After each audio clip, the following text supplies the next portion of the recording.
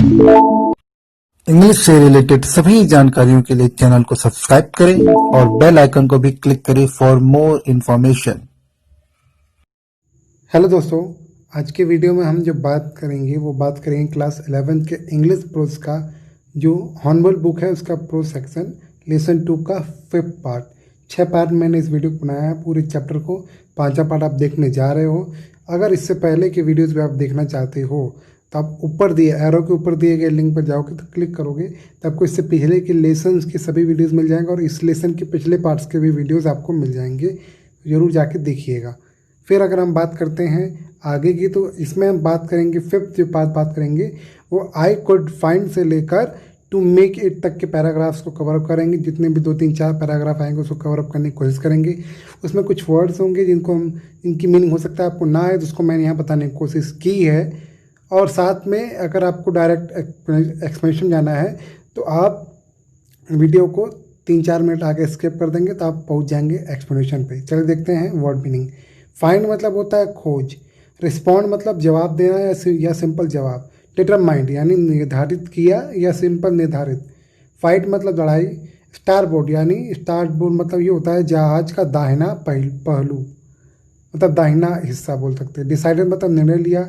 Undamaged बिना नुकसान। Damage मतलब नुकसान और अनडैमेज मतलब बिना नुकसान।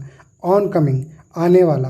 हल मतलब खोल। जैसे होता है ना किसी चीज़ का खोल जैसे कैसे बताऊँ आपको मैं, जैसे कोई चीज़ का खोल होता है ना, कोई चीज़ एग्जांपल के लिए कैसे बताऊँ, जैसे मतलब कोई चीज़ कोई सामान है उसके ऊपर कुछ कवर अप करने के लिए हम रखते हैं ना तो बोलते हैं इसका खोल है तो उसको हल मतलब खोल होता है। ढांचा बोल सकते एक तरीके से। वेव मतलब लहर। इम्प्रोवाइज्ड यानी काम चलाओ। काम चलाओ भी हो सकता है और इम्प्रोवाइज मतलब कोई चीज़ और बेहतर करने को भी इम्प्रोवाइज कहते हैं। एंकर मतलब लंगर, ये तो हम पहले जान चुके हैं। हैवी मतलब भारी। नायलॉन यानी नायलॉन पता है जो किसका बनता है, प्लास्टिक का बनता है। नायलॉन वैसे प्लास्टिक का होता ही है। रोप मतलब रस्सी। तो बैरल मतलब गैलन। जैसे आप मूवीज़ में देखते हो कि जो नाव होता है, नाव में जो पेट्रोल डीजल डालने के पेट्रोल नहीं डीजल डाला जाता है तो डीजल डालने के अलग से बैरल रखा होता है। कल को अगर डीजल ख़त्म हो गया तो हम डीजल डाल के जो नाव को चलाएंगे तो वो जो बैरल होता है जिस टंकी में रखा होता है उसको बैरल कहते हैं। पैराफिन मतलब तेल।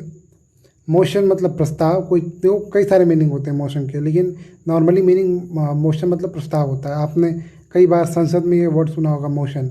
ब्रॉड मतलब लाया। रोड आउट मतलब बाहर सवार किया। राइड आउट का सेकेंड फॉर्म है रोड आउट। इरेजिंग मतलब आसान। ईजी बोलते हैं, ईजिंग मतलब आसान। सेक्टेंट सेक्सटेंस मतलब होता है षष्टक। अब ये क्या होता है, छः भाग वाला या 6 रूप वाला। एग्जैक्ट उसका जो वर्ड है वो हम देख लेंगे बुक में। कोर्स मतलब होता है जल मार्ग। ड्रिफ्ट मतलब होता है बह कर आया हुआ। कोई चीज़ जो बह कर आती है उसको हम बोलते हैं बह कर आया हुआ। डिटरमाइन मतलब निर्धारित। पेनफुली मतलब दर्द एकदम दर्दनाक तरीके से। जॉइंट मतलब किसी चीज़ में शामिल हो गए। स्वलन मतलब फूल गया। ब्लैकेंड यानी काला हो गया। नैरोड मतलब तंग हो जाना, मतलब तंग मतलब यहाँ मतलब है पतला हो जाना, सकरा हो जाना। स्लेट मतलब दरार। ड्रॉन मतलब तैयार होना। ठीक है, कई सारे मीनिंग होते हैं यहाँ। तैयार होना भी हो सकता है, खींचना भी हो सकता है। लिखा है फिर लिखा है कैरिकेचर मतलब व्यंग चित्र, मतलब बड़े मजाकिया वाले चित्र। उसका मीनिंग थोड़ा ये भी हो सकता है, मजाकिया दृश्य भी हो सकता है। लाफ्ड मतलब हंसे। लेट्स मतलब आइए। कभी भी अगर आपको लेट्स मिले इसका मतलब हिंदी मतलब आइए या चलिए दोनों हो सकता है।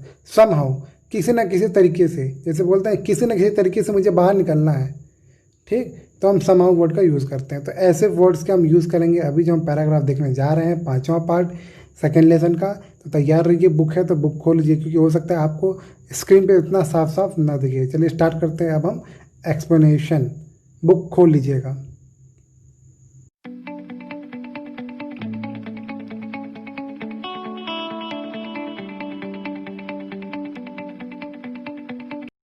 तो दोस्तों हम 24th पैराग्राफ पढ़ने जा रहे हैं। इससे पहले की स्टोरी थोड़ी सी आपको बता दूं मैं कि जब वो लोग बाढ़ में फंस जाते हैं सभी परिवार वाले, तो भाई वो जाते हैं अपने बच्चों को समझाने के लिए। तो बच्चे बोलते हैं क्या पिताजी हमारी मतलब क्या हम मरने वाले हैं और अगर हम मरने वाले हैं तो कोई बात नहीं, अगर हम सब साथ रहेंगे तो हमें डरना नहीं चाहिए, ये बच्चे कहते हैं। वही लिखा है।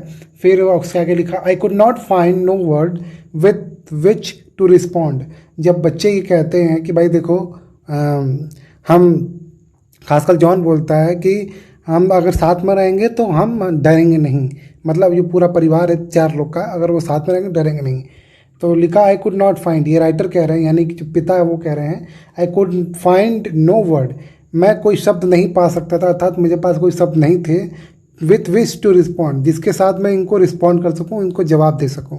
But I left the children's cabin, पर मैंने जो बच्चों का जो कैबिन था, जो बच्चों का कमरा था, उसको मैंने जब छोड़ा, मतलब वहाँ से जब मैं निकला, determined to fight the sea with everything I had, मैंने निश्चित किया कि मैं सी से यानी समुद्र से लड़ूंगा जो भी मेरे पास है। यानी कि उनके अंदर एक वेल आ गए, कि इच्छा आ गई कि तो जो मेरे बच्चों के अंदर इच्छा है तो हमारे अंदर भी इच्छा होनी चाहिए। और वो बाहर निकलते हैं बच्चों के कमरे से ये सोचकर कि मेरे अंदर जो भी है, मतलब मेरे पास जो भी है, उस सब चीज़ का यूज करके मैं इस समुद्र से लड़ूंगा। To protect the weakened starboard side, protect करने के लिए, रक्षा करने के लिए, जो सबसे कमज़ोर हिस्सा था दाहिना साइड, नाव का जो दाहिना हिस्सा था जो सबसे कमज़ोर था, I decided to heave it, मैंने निश्चित किया कि मैं इसको हीव करूँ, यानी कि उसको मैं सही कर लूँ। ठीक है। विद द अनडैमेज पोर्ट हल फेसिंग द अपकमिंग वेव, किसके साथ उसको सही करूं, विद द अनडैमेज पोर्ट, उस नाव के उस हिस्से को जो अनडैमेज था, जिसको नुकसान नहीं पहुंचा था, उसके द्वारा मैं जो दाहिना हिस्सा जो डैमेज हो गया उसको सही करूं। पोर्ट हल facing the upcoming oncoming waves, जो लहरें आ रही हैं वो लहरें किधर से आ रही हैं, बाई तरफ से, यानी कि नाव का जो हिस्सा जो सही है उधर से हवा आ रही है, लहर आ रही है, और जो दाहिना हिस्सा है वो उधर से लहर बहुत कम आ रही है, हल्का पानी आ रहा है। तो वही कह रहे हैं कि भाई मैं उसके जो हल है, हल मतलब जो ढांचा वहाँ बना है, जहाँ पे खड़े हो, जहाँ पे रख कर वो क्या कर सकते हैं, पाल को लगा सकते थे ताकि हवा का अंदाज़ा लग सके। तो वो ढांचा, वो सोच रहे थे ढांचे को उठाकर हम अगर दाहिने साइड रख दें तो हम जो वो टूटा हुआ हिस्सा है उसको कवर अप कर सकते हैं। Using an improvised sea anchor of heavy nylon rope, उन्होंने इम्प्रोवाइज़ किया। उन्होंने क्या किया कि भाई जो हल है उसका यूज़ कर कर उन्होंने इम्प्रोवाइज़, यानी कि थोड़ा अपना दिमाग लगाकर उसको थोड़ा काम चलाओ कह सकते काम चलाओ तरीके से, जो लंगर था, यानी कि जो चारों तरफ से निकल के लोहा का नहीं बना होता है, उसको उन्होंने लिया और हैवी नायलॉन, उसको नायलॉन से बांध दिया, रोप, उन्होंने रस्सी से उस नायलॉन को बांध कर उस हल को, यानी उस ढांचे को उन्होंने दाहिनी तरफ ले गए और दाहिने तरफ से उसको नायलॉन से बांधने की कोशिश की। And 22 litre plastic barrel of paraffin, और उन्होंने क्या किया, रस्सी से बांध दिया 2 प्लास्टिक का बैरल, यानी 2 प्लास्टिक का कंटेनर बोल सकते हैं, ड्रम बोल सकते हैं, 2 प्लास्टिक का ड्रम, जिसमें हम लोग पानी भरते हैं, शादी में देखते हो ना, अलग से ड्रम रखा होता है पानी रखने के लिए। तो वैसा कोई 22 लीटर वाला छोटा 22 लीटर कितना होता ही है, ठीक। तो 22 लीटर वाला मान लो आपके पैर तक कितना बड़ा होता है, तो उतना बड़ा वो लीटर का 2 प्लास्टिक का बैरल क्या किया, पैराफिन, यानी तेल का जो ड्रम था, यानी ट्रेन का जो बैरल था, उन्होंने उसको रस्सी से उसमें बांध दिया। इसमें दाहिने साइड, बाएं साइड तो सही था, लहर भी बाएं साइड से आ रही थी, जो हल्का पानी आ रहा था दाहिने साइड से, उन्होंने क्या किया, उधर बैरल लगा दिया और रस्सी से उस नायलॉन से उसको एंकर से बांध दिया। ठीक, चलिए इसका हिंदी अनुवाद देखते हैं। उत्तर देने के लिए मेरे पास शब्द नहीं थे, लेकिन जो भी मेरे पास था उसके साथ समुद्र से सामना करने का संकल्प लेकर मैं बच्चों के पास से आया। दाएं कमजोर वाली तरफ को मैंने बिना क्षतिग्रस्त बाईं तरफ जिस ओर से लहरें आ रही थी उसे बांधने का निश्चित किया। ठीक है, कि भाई इधर सही है, उसको ठीक से बांध दे। उसके लिए भारी नायलॉन की रस्सियां तथा 22 लीटर वाली मिट्टी के तेल मतलब पैराफिन मतलब मिट्टी का तेल ही होता है, मिट्टी के तेल के प्लास्टिक ढोल काम चलाऊ लंगर बनाने में प्रयोग किए। यानी उसको लंगर बनाकर हमने क्या किया, उसको उस जिधर टूटा हुआ था उधर बांध दिया। ठीक, फिर लिखा हुआ है, अब हम 25वां पैराग्राफ देखने जा रहे हैं।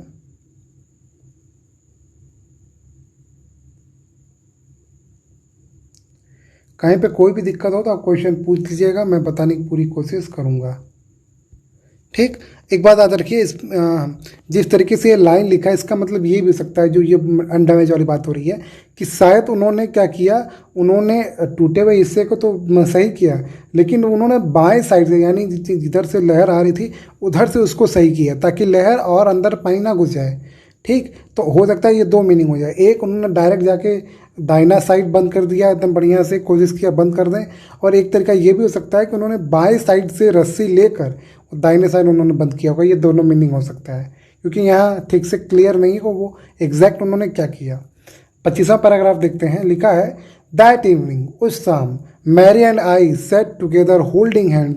मैरी मतलब उनकी पत्नी और वो, उन्होंने वो साथ बैठे, टुगेदर होल्डिंग हैंड मतलब हाथ को दोनों ने अपने साथ पकड़ा, और दोनों उस शाम दोनों साथ में बैठे। As the motion of the ship brought more and more water, जैसे ही जो नाव की जो गति थी, यानी नाव का जो गति थी उसमें क्या होता, brought more and more water, उस गति कारण पानी और से ज़्यादा, मतलब उन्होंने कोशिश तो किया ढकने का, लेकिन पानी और से ज़्यादा और पानी नाव में आता जा रहा था। In through the broken plank, plank मतलब होता है लकड़ी का हिस्सा। जैसे आप नाव पे कभी लकड़ी वाली नाव में बैठे होगे तो देखते होगे कि वो लकड़ी का बना होता है, और लकड़ी का बना होता है तो फुल लकड़ी का नहीं बना होता है, उसमें 5-5 जैसे बताऊँ आपको 10-10 मीटर 10-10 सेंटीमीटर वाले वो लगे होते हैं, प्लाई लगे होते हैं। ठीक है, प्लैंक लगे होते हैं, लकड़ी का जत्ता लगा होता है अलग अलग। ठीक, उसको जोड़कर फिर उसको बांध कर, उसको रस्सी से कील से बांध कर उसको नाव बनाया जाता है। तो उस प्लैंक की बात कर रहे हैं, क्योंकि कुछ प्लैंक भी टूट गए होंगे तो वहाँ से पानी आ रहा था। वी बोथ फेल्ट, हम दोनों ने महसूस किया, the end was very near, जो अंत है मतलब जो हमारा मरने का समय है वो बहुत ही नज़दीक है। हिंदी अनुवाद लिखा है, उस सायकाल मैरी और मैं हाथ में हाथ डालकर बैठे थे तथा टूटे हुए तख्तों में से पानी और अधिक से अधिक आ रहा था। हम दोनों को महसूस हुआ कि हमारा अंत निकट था भाई, क्योंकि भाई मरने ही वाले हैं लगभग, पानी बढ़ता ही जा रहा है, पानी कम नहीं हो रहा है, ऊपर से पता ही नहीं चल रहा है हम कहाँ पर हैं। तो इससे उनको लगा कि भाई हम तो मरने वाले हैं। अब चलते हैं आगे, देखते हैं 26 paragraph. But way walker road out the storm, road out मतलब सवारी करके बाहर निकल गया। तो जो वे वॉकर था यानी जो नाव था वो क्या है, वो बाहर निकल गया स्टॉर्म तूफान से। एंड बाय द मॉर्निंग, और सुबह तक मतलब 5 जनवरी को भाई ये सब तूफान हुआ, और अगले सुबह 6 जनवरी तक, by the morning of January 6 जनवरी तक, विद द विंड ईजिंग, जैसे हवा ठंड मतलब थोड़ा ईज हुआ, यानी जैसे हवा थोड़ा नॉर्मल हुआ, हल्का हुआ। I try to get a reading on the sextant, मतलब कि देखो रीडिंग मतलब पढ़ना, आपको पता है पढ़ना होता है, और सेक्सटेंस मतलब क्या होता है, एक कोण नापने वाला यंत्र होता है जिसे हम कोण नापते हैं। एक मशीन होता है जिससे हम नापते हैं कि भाई देखो इस कोण में यहाँ जाएंगे तो ऐसे हो जाएगा, वहाँ जाएंगे तो ऐसे हो जाएगा, तो वो कंपास टाइप का होता है। तो वही लिखा, I try to get a reading on the sextant, जो उन्होंने प्रयास किया कि भाई कि कुछ पढ़ लें कहाँ पे दिशा है, किधर हम जा रहे हैं, कहाँ जा रहे हैं। ये back in the chart room, वो फिर से चार्ट रूम में गए।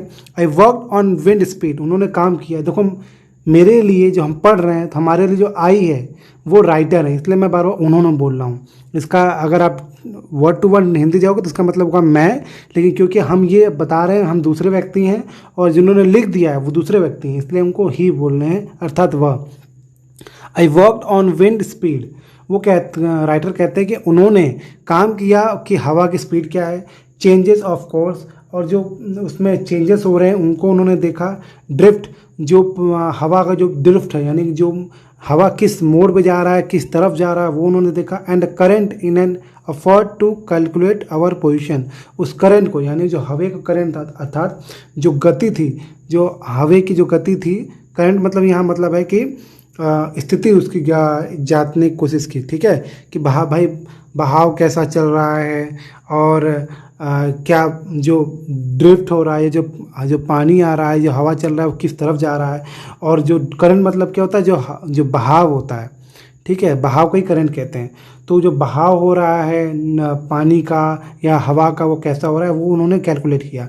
इन an effort to calculate our position, ये सब उन्होंने क्यों किया, ये सब उन्होंने कैलकुलेट इसलिए किया, गणना इसलिए किया कि उनको पता चल जाए कि वो कहाँ पर हैं, इस समय वो कहाँ पर है। ठीक है, the best I could determine, वो राइटर कहते हैं कि सबसे बेहतर जो मैं निश्चित कर सकता था वॉज दैट, वो यह था, वी वर समवेयर, हम कहीं पर थे, इन 1,50,000 किलोमीटर ऑफ ओशन, जो 1,50,000 किलोमीटर का जो ओशन का पूरा रेंज है, वहाँ पर हम कहीं पर थे। मतलब राइटर को एग्जैक्ट पता नहीं था वो कहाँ पर थे, पर तुमको ये पता था कहीं पर थे। Looking for a 65 kilometre wide island, वो 65 किलोमीटर, ठीक, 65 किलोमीटर बड़े चौड़े आइलैंड, यानी आइलैंड मतलब होता है टापू को वो ढूंढ रहे थे, यानी कि उनको पता नहीं, अभी तक भी नहीं है कि टापू कहाँ पर है और वो एग्जैक्ट कहाँ पर है, उनको पता नहीं चला। हिंदी में लिखा है, परंतु वेव वॉकर लहरों तथा तूफान में से निकलने में सफल रही तथा 6 जनवरी को हवा धीमी होने पर मैंने सेक्सटेड पर देखने का प्रयास किया। मैंने चार्ट रूम में वापस आकर हवाओं की गति, मार्ग में परिवर्तन, चेंजेस ऑफ कोर्स मतलब वही क्या क्या परिवर्तन हो रहा है, बहाव एंड धाराओं आदि का हिसाब लगाया। तो करंट, तो गलती हो गया मुझसे, ड्रिफ्ट मतलब बहाव होता है, करंट मतलब धाराएं होती हैं, ठीक, तो मैंने करंट मतलब बहाव बता दिया था, तो वो थोड़ा मिसमैच हो गया। तो आदि का हिसाब लगाया ताकि अपनी स्थिति का पता लगा सकूं। मैं अधिक से अधिक यह बात पता लगा सका कि हम 1,50,000 किलोमीटर के सागर में कहीं पर हैं तथा 65 किलोमीटर द्वीप की खोज कर रहे हैं। मतलब वो द्वीप जो 35 किलोमीटर चौड़ी है, वो द्वीप की वो खोज कर रहे थे। अब हम पढ़ते हैं 27वां पैराग्राफ।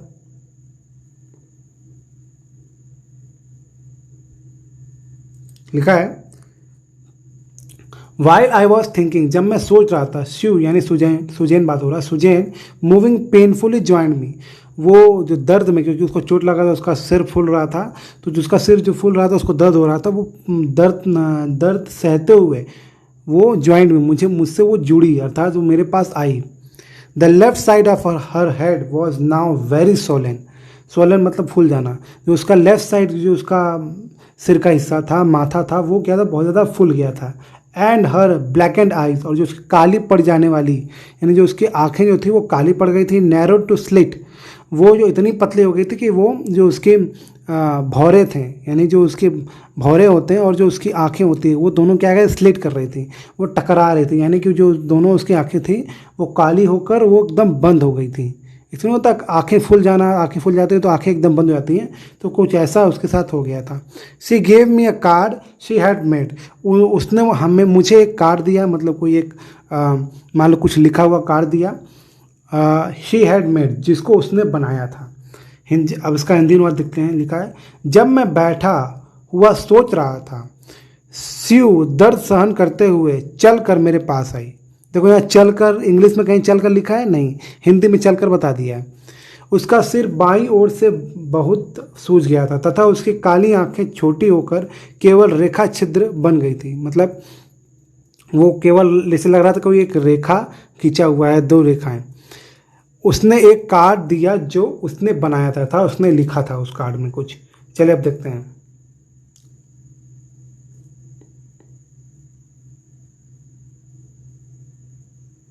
देखिए क्या लिखा है, on the front she had drawn caricatures of Mary and me. Caricature मतलब होता है इसको कैरिसेचर भी कहते हैं, लेकिन नॉर्मली आप कैरिकेचर कह सकते हो।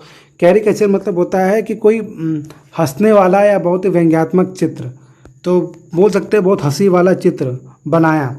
ऑन द फ्रंट पे, यानी कार्ड के जो सबसे पहला हिस्सा होता है, she had drawn caricature of Mary and me with the word. उसने कैरिकेचर बनाया था, एक हास्यात्मक चित्र बनाया था, व्यंग्यात्मक चित्र बनाया था मेरा और मैरी का, यानी अपने पिता और अपनी माता का उसने व्यंग्यात्मक चित्र बनाया था विथ द वर्ड्स, शब्दों के साथ। Here are some funny peoples, यहाँ पर मतलब उसमें लिखा हुआ था नीचे, उस चित्र के नीचे, कि यहाँ पर कुछ, मतलब यह कुछ फनी मतलब मजाकिया लोग हैं, मतलब अपने माता पिता को मजाकिया कह रही है। Did they make you laugh, क्या उसने आपको हंसाया, ये पूछ रही है नॉर्मली कि ये दोनों जो हैं इन्होंने मुझे बहुत हंसाया और ये बहुत फ़नी लोग हैं, क्या आपको भी हंसाया। I laugh a lot as well, मैं बहुत हंसी, मैं भी बहुत हंसी। तो वो प्रश्न पूछकर खुद जवाब दे रही है कि मैं भी बहुत हंसी, अर्थात इनके साथ रहकर मैं बहुत ज़्यादा खुश रही और बहुत मैं हंसी। तो ये देखो कितनी कितनी फीलिंग वाली बात है। वो लोग एकदम आखिरी समय पे आ गए हैं, मरने वाले हैं। बेटी जिसको चोट लगा है वो अपने पिता माता को थैंक यू एक तरीके से बोल रही है कि भाई ये मेरे जीवन के सबसे फनी लोग हैं कि इन्होंने मुझे हंसाया, बहुत हंसाया। क्या आपको भी हंसाया? इनसाइड वॉज अ मैसेज, और उस कार्ड के इनसाइड मतलब अंदर एक मैसेज था, एक संदेश था। Oh how I love you both, oh मैं कितना आप दोनों से प्यार करती हूँ। So this card is to say thank you and let's hope for the best. So इसलिए मैं आपसे बहुत प्यार करती हूँ। कितना मतलब मैं बहुत ज़्यादा आपसे प्यार करता हूँ, आप दोनों से। और ये जो कार्ड है जो मैंने आपको दिया है वो थैंक यू कहने के लिए दिया है। लेट्स होप, चलिए आशा करते हैं फॉर द बेस्ट, मतलब बेस्ट के लिए कि भाई सबसे बढ़िया चीज़ हो, हम बच जाएं। Somehow we had to make it, और किसी न किसी तरीके से हमें ये करना था, अर्थात किसी न किसी तरीके से अब हमें बचना ही था। क्योंकि भाई वो फीलिंग थी, वो पॉजिटिव फीलिंग थी कि हाँ हम मरने वाले हैं लेकिन कैसे न कैसे हम बचेंगे और हम सब बचेंगे। ये बेटी कहती है सुजैन, जबकि जो बेटा जॉन है वो कहता है, पहले जो हम पिछले पार्ट में देखा था आखिरी में बेटा कहता है कि हम सब अगर साथ में रहेंगे तो हमें डरना नहीं चाहिए, हम बच जाएंगे। और यहाँ बेटी भी कह रही है कि भाई मैं आपको थैंक यू तो कह रही हूँ, लेकिन इसका मतलब ये नहीं है कि भाई हम लोग हार मान जाएंगे। हमें किसी न किसी तरीके से हमें बाहर निकलना है, हमें जीना है।